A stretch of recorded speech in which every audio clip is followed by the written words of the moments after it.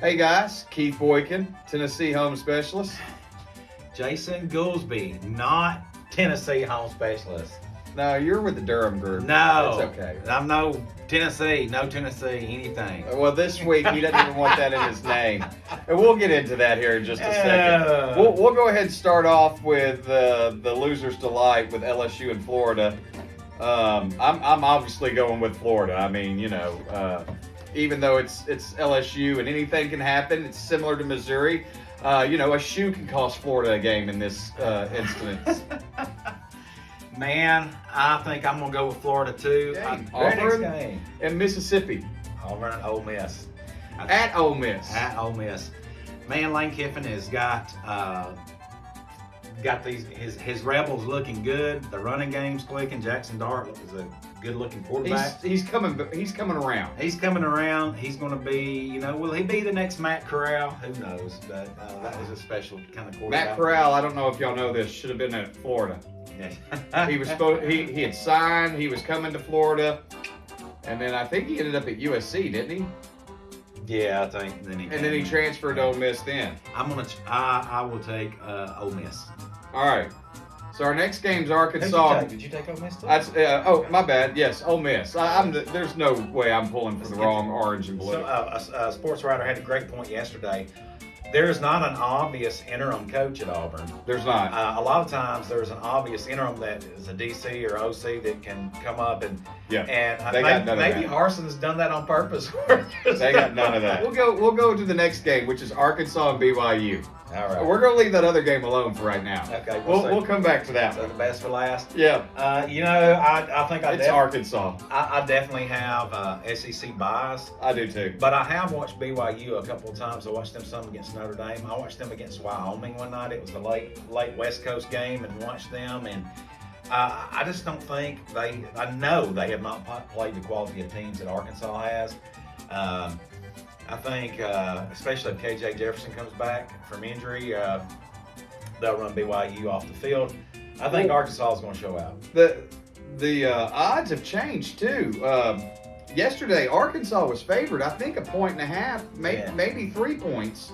Now it's a push game. It's a pick'em game. Oh, it's a pick'em. So there's some money coming in on BYU against Arkansas now. All them Mormons with that big money.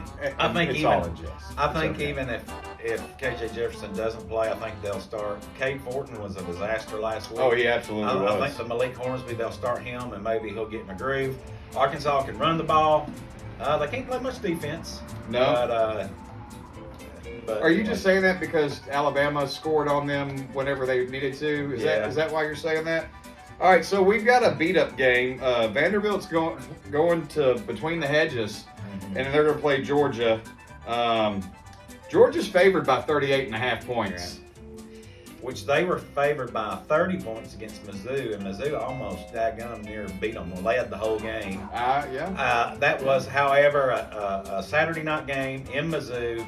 Special atmosphere. This game is at Georgia. I will say this. Somebody brought up this point, not me, but Kirby Smart has been beat by Vanderbilt at home before. He has. And if you'll notice, the real elite teams in the SEC have never been beat by Vanderbilt since like 1970-something. Alabama. Florida. That's all I'm saying. So we're both going with Georgia on Georgia, this one. I think, the big question is, do they cover? I don't think they cover. I just don't see a way. I mean, Ole Miss had everything they wanted out of Vanderbilt in the first half last week. And Vandy, I'm not a Tennessee fan, so I'm not a hater. And I watched the Vandy Ole Miss game. I've watched you guys against Northern Illinois and some other people on, and certainly watched against the Alabama. And I know you guys hung in there a little bit with Ole Miss early on, but I just don't. They don't have the Jimmies and Joes. They don't have the Jimmies and Joes. I just don't see a way. I mean, unless the rapture comes and half of Georgia's team are Christians and they get taken up to be with the Lord. We already know that's not going to happen. All right, so now we're going to go to the special game for some Kentucky fans. I called it last week. You did. South Carolina came in there and nipped them Wildcats.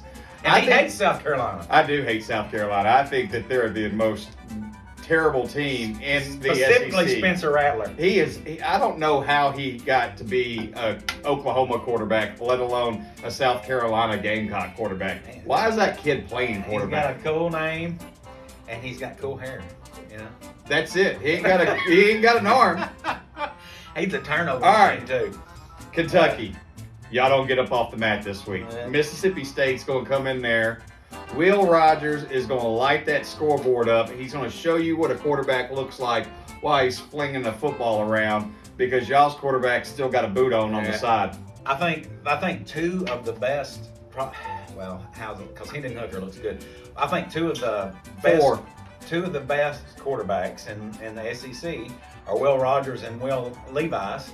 Will Levis, we saw last week, Kentucky is not atrocious. They're atrocious. Will Levis is a tough guy, man. He finished that Ole Miss game. His finger was dislocated, was doing a 90-degree. He was hobbling, and he still came out in the second half. Hats off to him for just being a tough guy. He's a tough guy, but Kentucky is not anything. Do you know what that Kentucky team reminds me of? The Kentucky team that had to have a receiver play quarterback against Tennessee. What was that, 5-6 years ago? Yeah. And Tennessee fans, it didn't end with. And I'll tell. It did. Y'all lost to a receiver playing quarterback. I don't know how that happened. You're talking about when it was Randall. What Randall Cobb? Who was it? It was. No. This is. I want to say it's been under Stoops' watch. Yeah, it was. They had a run of quarterback injuries. Whoever you're talking about is from Tennessee, because I saw him play in the national state championship game over in Murfreesboro. Can't remember his name. Saw that kid play over there several years ago. Anyways, and we're not Kentucky haters. No. We think a lot of Mark Stoops and the job he's done. Absolutely, yes. But Kentucky is not very, even with Chris Rodriguez back, just not very The good. offense didn't click. Your offensive line is what's hurting y'all. I'll take Mississippi State. I take Mississippi State. The best hope for Kentucky fans is that Mississippi State comes in and they're kind of bipolar, like they have a history of being. Mike Leach is. Or you knock Will Rogers out. Yeah, the best. That's about it. So Leach has a history of being very inconsistent. The Pirate, we love him. He's entertaining to watch his press conference. Flies the Jolly Roger. That's all that matters. Mississippi State, man, they're looking really good. Right They are. And then we've got the last game. I don't know. Should we even talk about this? It's obvious. Yeah, that Tennessee's going to win. It's obvious that Alabama. I'm calling it, just like I called South Carolina and Kentucky. I'm calling it right now. Tennessee, you win. And that's all he's got for me. You remember what I said about the Rapture? Yeah. It won't affect Tennessee either. Don't worry. I'm definitely going with Alabama. I think it's no secret that Bryce Young, a lot of this game is going to depend on whether or not Bryce Young plays, and if he plays and is effective.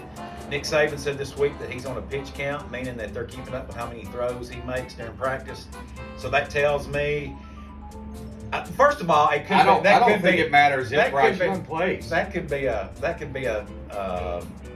decoy. I mean, he might be doing 100%. He's had these issues before, we know. Here's what I'm gonna say: your receivers are not the receivers that you've had over the last few years. They're still better than Tennessee. They may be. Cedric Tillman's not playing. Your tailback isn't as good as it has been over the last few years. Gosh, you've not seen Jahmyr Gibbs? I have. Oh my gosh. Chase McClellan? Your offensive line isn't as good as it has been in the last few years. This is the team. The defense is pretty good this year. The defense has gotten better from the start of the season. I tell you, Will Anderson still doesn't look like Will Anderson from last year. People are focusing on him more because he got so much publicity. But he doesn't have the help that he had last year. I think even if Milroe has to come in and play, because he is so dynamic with his legs, and that Tennessee is not very good defensively. They're not. They still have a chance, but they have a very. Cedric Tillman's not playing for Tennessee either, so that's a big. They need him this year. I'll tell you right now, the best quarterback in the SEC right now is Hendon Hooker. You want to know why? He doesn't turn the ball over. Will Rogers, and with that, second. That's why. That's it. Why I think that Tennessee beats y'all. Is they finally have a competent quarterback that will go, hey, you know what? He's 30 years old. He's 30 years old. I don't disagree with that. I don't disagree with that. He's got grandkids in the stands watching him. This kid is so old that Tennessee ain't having to spend scholarship on him. He's paying for college with his Social Security check, man. That's how this guy's paying. No, he's good. He kind of reminds me of Chris Winkie a little bit. Was an older guy. I don't like Winkie. Why we gotta bring him up? So, Stupid anyways, Florida State. I think Hendon Hooker. Now he likes to take off, and those quarterbacks that like to take off, man, they take some hits sometimes. And you remember during the Florida game, he got up kind of slow one time. So. But I also know that the quarterbacks that run tend to give who a problem? Alabama. They tend to give everybody a problem when they run. They turn that 3rd and long into a first down. It's frustrating. But Alabama has a problem with running quarterbacks. I just think that this sets up perfectly for the first time in 15 years. And I don't know that I want to be in this state if Tennessee wins against Alabama after they beat Florida this year. Like, I don't know that I want to be in this state for that. Tennessee fans are so obnoxious when they lose that they, beat Florida and Alabama in the same year. I mean, it's going to be crazy. Not all you Tennessee fans. Just the majority. Just the majority of them. Yeah. So I'm going to go on a limb and say that you're going for Alabama this weekend. Of course. I'm going to go. I'm going to call it. I'm just going to say Tennessee gets the upset. I don't really know that it's an upset this year, but we'll go with it. All right. All right, guys. Thank y'all. Have a great day.